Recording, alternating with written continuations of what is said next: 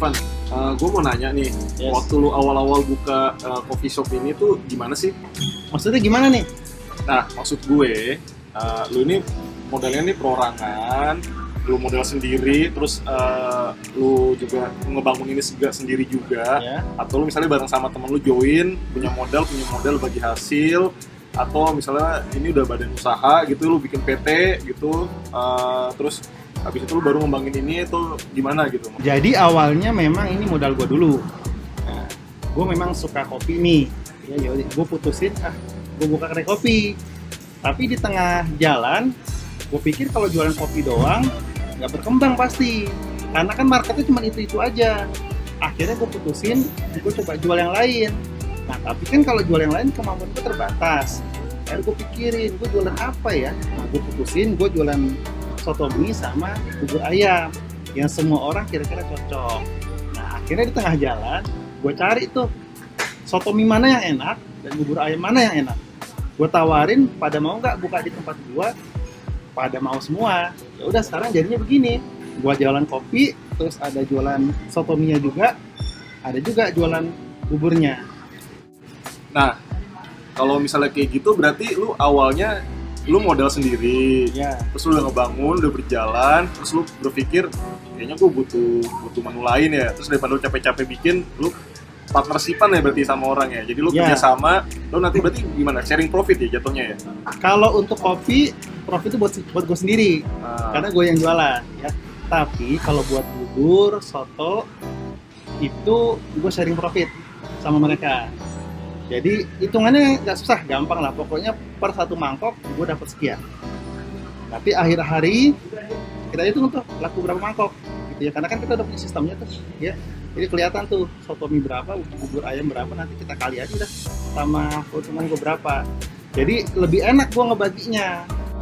aku mau nanya lagi nih mas, kalau misalnya yang sekarang kondisi sekarang nih kan ada partnership dengan tadi menu-menu soto, menu bubur, menu mie gitu kan, nyaman nggak sih mas? Atau apa kendalanya? Atau apa sih kekurangan dan kelebihannya gitu? Kalau sekarang gue nyaman banget. Kenapa? Karena gue tadi yang gue bilang tadi ya, gue nggak pusing tuh sama profit sharingnya. Karena udah jelas kalau kopi minuman ya keuntungannya cuma buat gue aja. Lalu nanti gue bayar gaji dan lain sebagainya kan, bayar sewa tempat dan lain sebagainya. Tapi kalau untuk makanan udah jelas. Tadi seperti yang gue bilang tuh, gue hitung udah per mangkok deh, ya nggak usah dihitung per bulan dan sebagainya, enggak, gue hitungnya harian. Jadi dengan harian itu kita ngitung lebih gampang dan gue happy, mereka happy.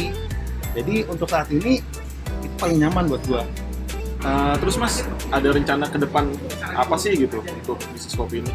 Kalau rencana ke depan, gue belum mikirin. Cuman sekarang yang lagi gue pikirin yang penting tempat gue sekarang settle dulu, ya. Kalau udah settle, baru gue pikirin ke depannya mau gimana. Lu ada ide nggak?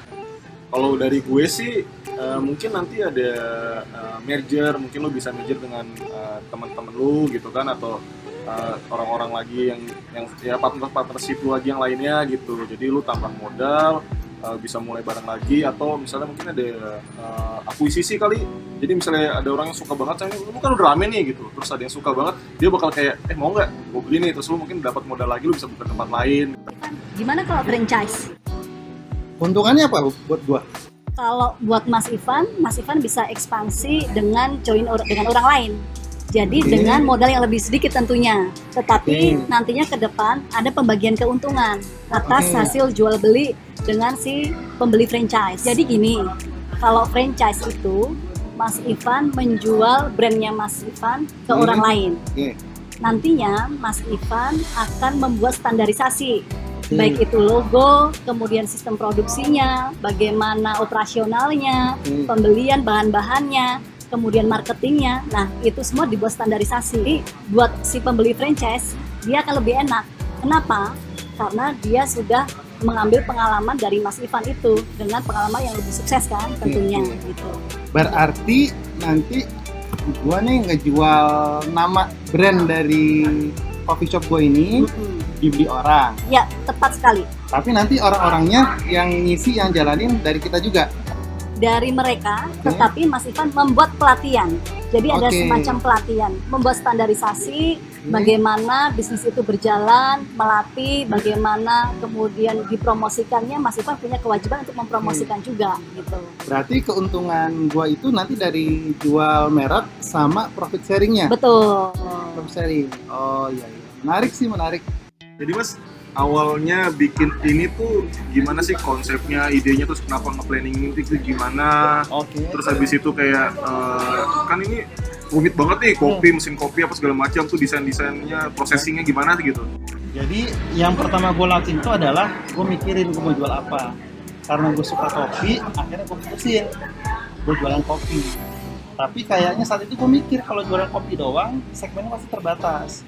Akhirnya gue tambahin tuh, gue harus jualan makanan juga, makanan ringan sampai makanan berat. Sampai datanglah itu gue dapat sotomi sama gue dapat buku. Nah setelah gue pikirin gue mau jualan produk apa, itu gue pikirin prosesnya kayak gimana. Ya jadi gue bikin, berarti kalau gue jualan kopi gue mesti punya mesin kopi sendiri, gue mesti punya mesin giling kopi sendiri, cangkir dan sebagainya. Pokoknya gue buat semuanya itu harus fresh.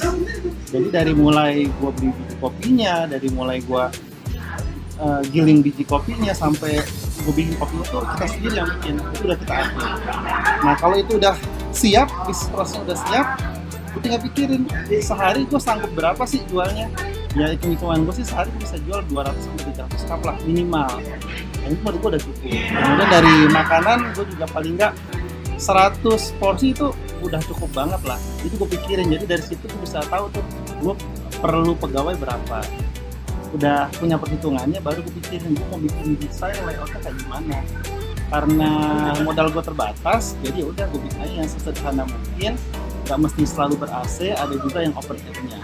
Nah udah kayak gitu, baru nanti tinggal gue bikin tuh gimana caranya supaya produk yang gue punya ini tetap berlanjut dan rasanya tetap enak. Makanya gue harus ngelakuin minimal banget seminggu 2 kali gue harus turun untuk gue ngecek rasanya nggak berubah. Mas Ivan, bagaimana Mas Ivan memanage bisnis kopi ini? Jadi Mbak, kalau sekarang itu yang namanya kedai kopi, kita nggak cuma jualan produk, tapi kita juga jualan jasa. Gimana konsumen tuh nyaman sama pelayanan kita, diajak ngobrol, kemudian suasananya juga nyaman. Tapi kan di luar itu yang paling utama adalah produk kopinya atau makanan yang kita jual tuh itu harus enak. Nah makanya kalau untuk yang kopi ini sendiri, gue harus ngatur nih, gue harus tahu, gue harus punya sumber kopinya itu dari mana.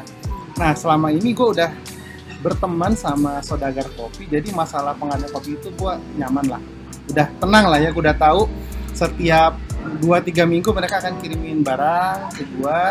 Itu nanti yang akan gue simpen tuh. Gue biasanya kalau di sini cuma nyimpan 10 kilo doang. Tapi 10 kilo seminggu udah habis tuh. Nanti 20 kilonya gue taruh di gudang di rumah gue sendiri.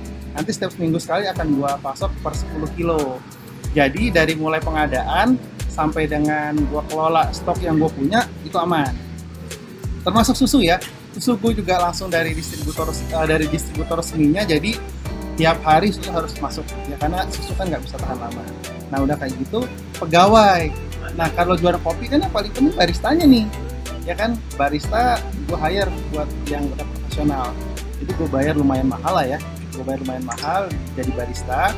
Terus itu gue rekrut orang baru, kita latih tuh 1 bulan udah bisa bikin kopi ya, dari mulai rasanya, takarannya dan lain sebagainya. Nah kalau udah kayak gitu, selanjutnya gue tinggal pastiin produk itu nggak boleh lama-lama ada di toko atau di kedai gitu, jadi harus segera keluar. Jadi kalau udah kelamaan, gue khawatirnya kualitasnya juga udah turun. Jadi gue pastiin seminggu habis harus keluarin, jadi harus gue ganti lagi. Lalu bagaimana mengatur quality controlnya? Nah biasanya Mbak yang gue lakuin, gue tuh harus sering-sering datang ke sini, minimal seminggu 2 kali deh. Gue pastiin servisnya bagus, gue pastiin barang-barangnya juga tetap terjaga, ini nggak ada yang expired, dan rasa itu pasti gue kontrol. Kalau bisa pakai ISO, cuma nggak mungkin. Coffee shop kayak begini gue pakai ISO. Dan yang terakhir, gue juga coba order lah, ada yang berubah nggak dengan minimal dari lidah yang gue punya. Gue kan juga punya selera sendiri nih. Kalau sama gue masih cocok, berarti masih sama dengan SB. So Mas Ivan, thank you banget nih buat hari Sama-sama, ini kita bisa sama-sama. sharing tentang coffee shopnya dari awal, terus tentang manajerialnya, operasionalnya, terus quality controlnya, rasanya dari awal kesini kemarin sampai sekarang tetap masih Siap. enak gitu. Aman. Dan yang jelas kita tunggu supaya bisa franchise nanti ke depannya dan sukses buat Oke, terima kasih. Gue juga makasih banget kalian udah datang ke sini. Habis itu tambah lagi ya. Oke Sama Mas. dan yang terakhir, kapan mau buka bisnis? Nggak bosan jadi karyawan terus. Ya. Bisa Oke. aja Mas Ivan Sip. ya. Makasih Mas. Thank you ya. Thank you. Bye.